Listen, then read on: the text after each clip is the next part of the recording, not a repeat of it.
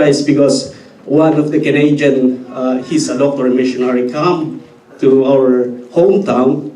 He passed the city and come our hometown and share the gospel, and because he's a doctor, he what they call it, he helped for the sickness.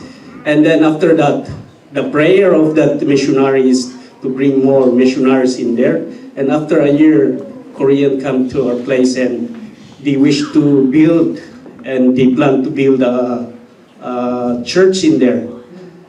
Story short, my dad is a builder, he's a carpenter, and my dad helped the missionary because he said, we need to build a church in there. And then they build a church and no one come to the church.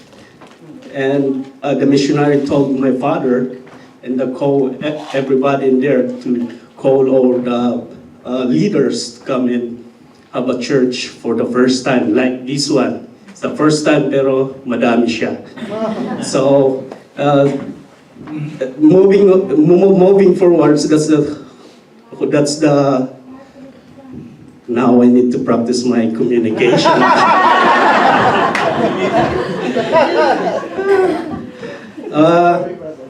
And then times goes, my parents got saved, and they asked Jesus to come in their hearts, and they become their saviors, and it carried to us our children. And one thing I remember with my parents back home, because when I came to Canada, there's only one message that they give to me. It's about prayer. They said, my son or anak, just pray. Whatever you go, wherever you go, wherever you do, just pray. God is there every time. And I used that when I came here. I said, Lord, I don't know the culture, I don't know the food, well, I don't know where I'm gonna go in there. So God direct me here in first Mendoza, and then Nipawa, and I find out here in Nipawa because I am a Christian. And then I said, on my first Sunday, I'm gonna find a church. I tried to find a church, and I said, Lord, the church that I can, my spirit's in there. And I find IWC. IWC is a perfect,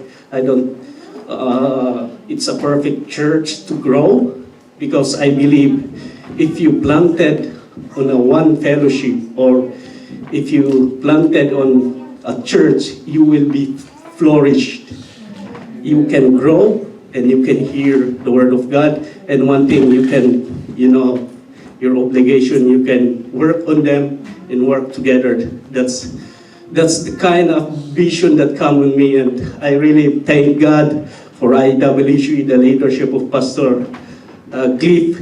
I met him when first I came here in Nipawa. I met Pastor Cliff. Since then, I commit myself, Lord, bless these pastors. Then that's the time I really thanks God, and I welcome you, everybody in here. I hope we're gonna continue this praying for this community, and thanks God.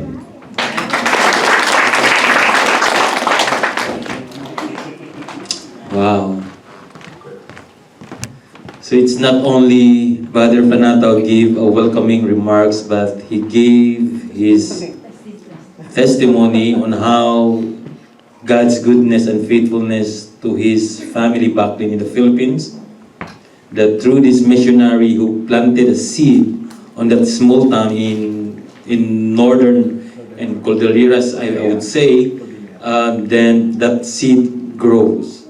And then Brother Panataw and his family, his wife and his children are the product of that seed. And now we are here in Gladstone, and indeed God is so good, and God is at working to all of us. So thank you, Brother Panataw, for welcoming us, for the warm welcome. And you know what, every time that we will have our fellowship here, it will always reminds us to have a spirit of gladness. Now it's kind of ironic one that we have Gladstone Fellowship glad and then we are so sad, right? It's kind of ironic one. So we should have the spirit of gladness. So this afternoon, I would say that kind of a surprises because we have a fellowship, but again, I asked the Lord what I'm going to give a message to you to this afternoon, to this fellowship. And of course, we will not do the series that we are doing in the church right now. And then since that this is a mission month, and then we are celebrating as well as the month of love, no Hearts Day or Valentine's Day or whatever you call it. So we are celebrating the month of love, and that is why a mission month, because I believe that the missionaries will go to a mission because of their love to God, that the love of God should what? Should be spread all over the world.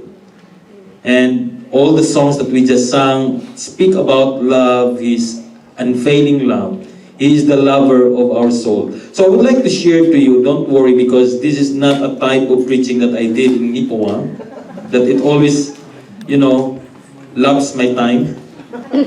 But this is, I tried to be as a sign of a short devo or a kind of reflection. This can be found in the Gospel of Luke, chapter 19. And we are all familiar with this. And for my life group, this is very fresh to you guys because last Sunday we talked about this story about the life of Zacchaeus. Right? So Zacchaeus, we all know that he is a chief tax collector. And back then, when we talk about the chief tax collector, he is one of the heads of the tax collector under the Roman Empire. So there was a man, Zacchaeus. So we will read this in the Gospel of Luke, chapter 19, verses 1 to 10. So Jesus entered Jericho and was passing through. A man was there by the name of Zacchaeus. He was a chief tax collector and was wealthy. He wanted to see who Jesus was, but being a short man, he could not, and because of the crowd. So he ran ahead and climbed a sycamore fig tree to see him, since Jesus was coming that way. So in other words, Zacchaeus here, he was he knew, or there's an information came to him that Jesus is coming in that way. So when Jesus reached the spot, he looked up and said to him, Zacchaeus, come down immediately. I must stay at your house today. So he came down at once and welcomed him gladly. All the people saw this and began to mutter, he has gone to be the guest of a sinner. But Zacchaeus stood up and said to the Lord, look, Lord, here and now I give half of my possessions to the poor, and if I have cheated anybody out of anything, I will pay back 4 times the amount. And Jesus said to him, today salvation has come to this house, because this man too is a son of Abraham. For the Son of Man came to seek and to save what was lost. Now with this story, with this passage about Zacchaeus, now there are things that I'm going to share to you in this time, that Zacchaeus, though he was a chief tax collector, when we talk about chief tax collector, wealthy or money, Zacchaeus have all this. But why the reason why Zacchaeus, there was a passion from his heart, or there's an interest on his part to see who Jesus was. So I believe that Zacchaeus marahil, or maybe he had this kind of emptiness on his heart. Emptiness on his heart. That this emptiness in his heart, that this incompleteness in his heart, that leads him to have the desire to see who Jesus was. And being a short man, he should find ways to see Jesus. Like us, when back then in the Philippines, when there is a parade, or a fiesta, or anything, a celebration in your town, when you are in your elementary years, you are short, if there's a crowd, you will find a ways. Maybe you will go upstairs at your grandparents' house, and in the window, and then you will see the parade, right? So this is Zacchaeus. He find a way, and that is why he climbed a sycamore fig tree, and that is to see Jesus. And then, when Jesus reached the spot, he looked up and said to him, Zacchaeus, come down immediately. Now here, there was a confrontation between Jesus and Zacchaeus. There was a face-to-face between Zacchaeus and Jesus. And this is the amazing thing, because out of these hundreds, or there's no exact numbers being mentioned here, but when we talk about crowd, that is a crowd. But the amazing here, Jesus noticed Zacchaeus on that sycamore fig tree. And not only Jesus noticed him, he invited Zacchaeus to come down immediately. So there is what we call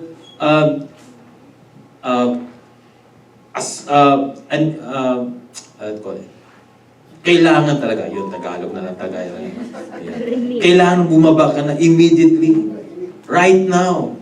So Jesus asked Zacchaeus, so Zacchaeus here, so he came down at once and welcomed him Gladstone. Gladly. Tama, Gladstone. So like Brad Panataw, he welcomed us, the Gladstone people here welcome us gladly. So the same thing here, Zacchaeus, he welcomed Jesus gladly. And all these people saw this man began to matter. He has gone to the accuse of sinner. So again, first there was a confrontation. And after the confrontation, the confrontation ends there. No, why? Because among these people who gave comments, the people who witnessed about the confrontation of Jesus and Zacchaeus, Zacchaeus stood up and said to the Lord, "Look, Lord, tingnan mo, Panginoon. Here and now, I give half of my possessions to the poor. And if I have cheated anybody out of anything, I will pay back 4 times the amount." So in other words, Zacchaeus himself, he knew that there's something wrong, that is something that he commit a sin or a mistake among the people. That is why there is what we call a confession right now. So from confrontation, he confessed to Jesus that if I cheated anybody, I will pay back 4 times. That is the admission of his sin. That is the admission of his sin. And Jesus said to him, "Today salvation has come to this house, because this man too is a son of Abraham." So, we see here from confrontation, there is a confession. And I believe if confession be done, not only Zacchaeus, but any of us here in this church, in this room, changes will follow. Because when we confess our sin, by the grace of God, He will give us the what? He give us the grace, the ability to what? To change our lives. Not instant, but gradually. And Zacchaeus here, "Look, Lord." There was an honest words from Zacchaeus. He did not wait Jesus to ask him, "Hey Zacchaeus, I know that you cheated anyone here." Because these people, when you are a chief tax collector back then, they will see you as what? A sinner under the Roman Empire. And changes came because what? Zacchaeus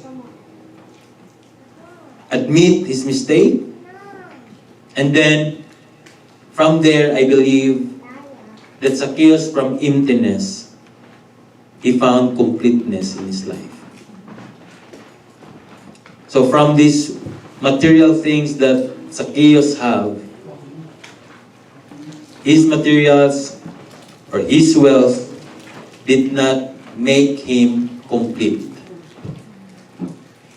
There's an emptiness in his heart. And I believe all of us too, without having Jesus in our lives, if we have all these things in this world, but without Jesus' presence in our lives, there will be emptiness. There will be a longing. Because we are created for a purpose. We are created to worship the living God. God did not create us in His image, in His likeness without a purpose. Just for existence, just to eat, work, blah, blah, blah. But God created us to worship Him. And a life without worshiping God, this will lead us into emptiness. This will lead us into a life that is not complete. So what I was amazed here in the story of Zacchaeus, because Zacchaeus had the desire to see Jesus, to know Jesus. And then God is the God that He is a Jehovah Jireh, who provides. And I believe that sycamore fig tree there, that is God who provides. In order for Zacchaeus to use that tree, to climb over that tree, to see Jesus, para po mapansin siya ni Jesus. So if we have the desire, if we have the passion to know Him, or to be His Lord and Savior, you know what? God sees our hearts and He will find our ways. Katagpuin tayo ng ating Panginoon. So to end this one, there's a story of a guy named Sam.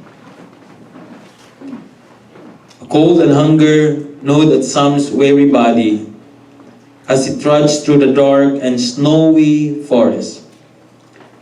He had hunted in these woods many times, but now he was lost, wandering in circles for hours. No longer concerned about finding a deer. So I don't know if we have a deer tonight.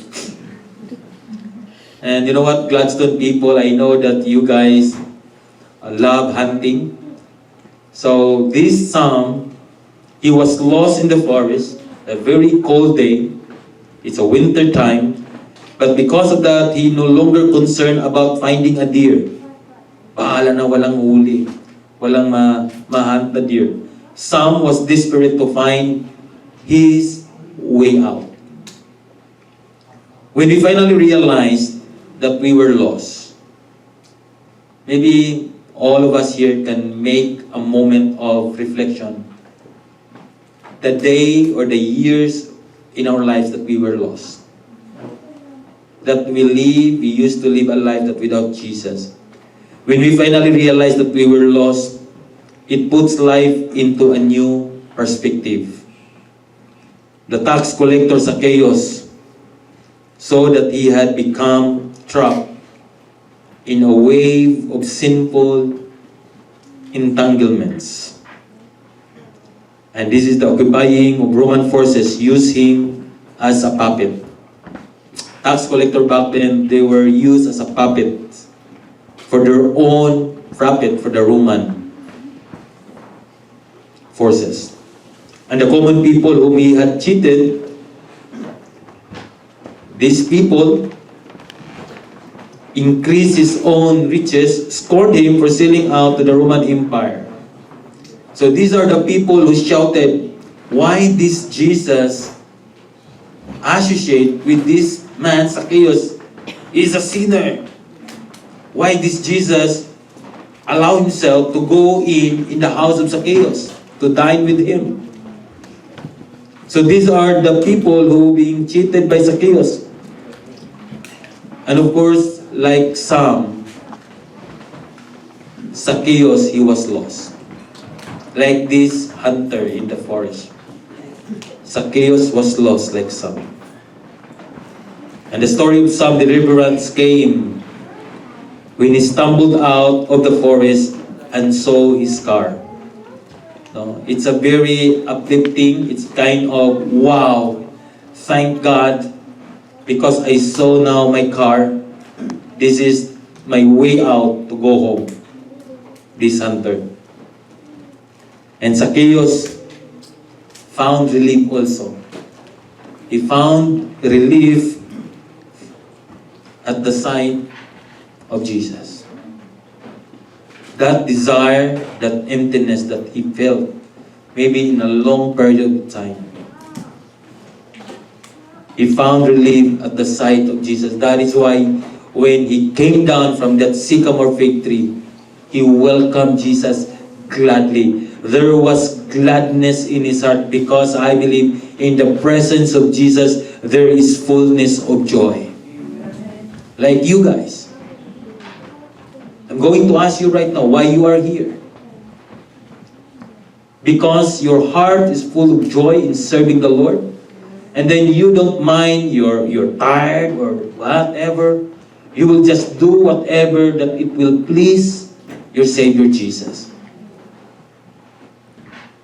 Zacchaeus found relief at the sight of Jesus. And that same day, Jesus called Zacchaeus out of darkness into his wonderful light. In 1 Peter 2:9, we are called for what? This is a very good memory verse. In 1 Peter 2:9, but you are a chosen people, a royal priesthood, a holy nation, God's special possession, that you may declare the praises of Him who called you out of darkness into His marvelous light. Wow. Zacchaeus, I believe, after he encountered Jesus, after he gave everything to Jesus, there was a transformation happened to his life, and then he became what? He is the one who declaring the praises to Jesus, declaring the praises to Jesus, whom Jesus called him out from the darkness. And that is why we are here in Gladstone. We experience deliverance. We experience this so-called confrontation about Jesus. We encounter Jesus in our life. We confess everything to Jesus. We accept Him as our Lord and Savior. And then we are here from Nipowa to Gladstone because we want to declare His praises over this town of Gladstone. So that people also, our friends, our neighbors, maybe our co-workers in High Life who live in Gladstone, they will also find the same gladness that Zacchaeus found relief in the name of Jesus Christ. I believe that if people will have Jesus, people in Gladstone will have Jesus in their lives, it will not be a Gladstone anymore. It will be Gladstone, Gladstone, Gladstone. You will be more happy. There will be more joy because I always believe in the presence of the Lord there is fullness of joy. I don't know of you guys if you notice that though your physical body is kind of asking you to have a rest, but you keep doing about these things. And that's kind of the presence of Jesus that pushing us to do more for Him. But the good thing here is Jesus is the one who will replenish. Jesus is the one who will sustain us. I've been in the ministry for many, many years, but one thing that I notice every time, kahit po wala akong tulog, pag dyan sa ministry, pagising ko, parang hindi puyat. Pero pag gagawa ko ng ibang bagay, Pagising ko, baldado ko diyan kinabukasan. So may I request everybody to stand. And may I ask the praise and worship team. Can we sing this Jesus, the lover of my soul?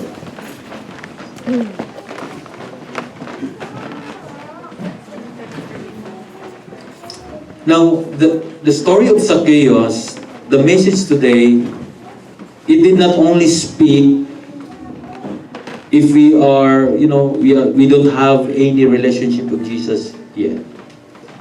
But sometimes we Christians, there are times in our lives that we kind of, the relationship of what we have in Jesus, kind of, it needs to be refreshed. It needs to recommit again our lives to Jesus. Like marriage life, husband and wives, it should be what? To refresh every now and then. That there should be a recommitment. And the same thing in our relationship with Jesus. Before we go to our prayer, let us sing this first. And it's my prayer that this song will just speak to us. That Zacchaeus, out of kind of a life that living a sin, he found relief in Jesus because Jesus is the lover of his soul. Let us sing this song.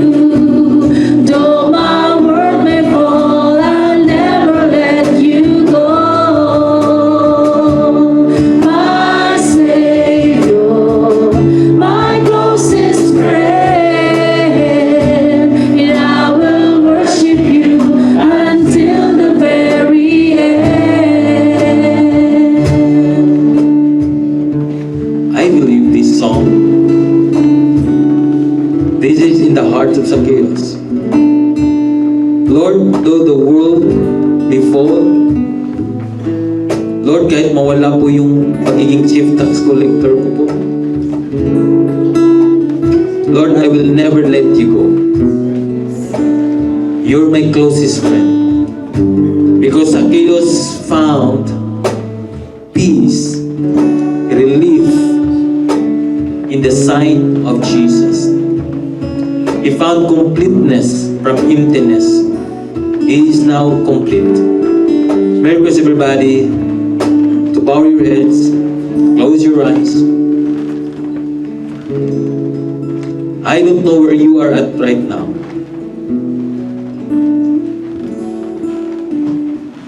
I believe that this is not an accident why we are here.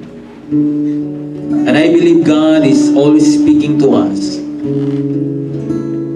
That maybe God wants us to renew our commitment to Him. That God wants us to renew our love for Him.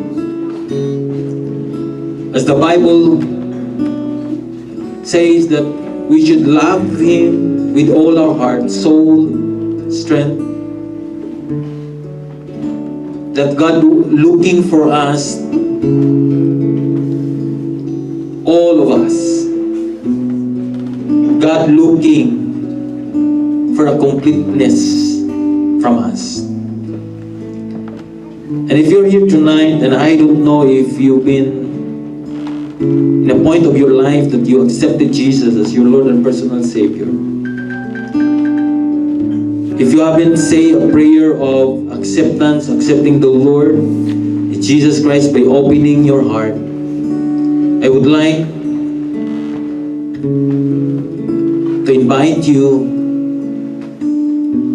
if you would like to ask Jesus to come in your hearts tonight, to accept Him as your Lord and personal Savior. Just follow this prayer of acceptance. Lord Jesus, I thank you for you are the lover of my soul. And right now, Lord, I thank you for your love. And I thank you for you came to seek for the lost. I thank you, Jesus, for you came not for the healthy, but for the sick. And right now, Lord, I come to you with humility, and I confess all my sins to you, God. And I ask forgiveness. And tonight, Lord, I open my heart. I accept you as my Lord and personal Savior. And from this day forward, Jesus, help me to know you more, like Zacchaeus. That from this day, you will be my Lord. Help me, Lord, by your grace, to grow in the knowledge of you. And again, Lord, thank you for the free gift of salvation.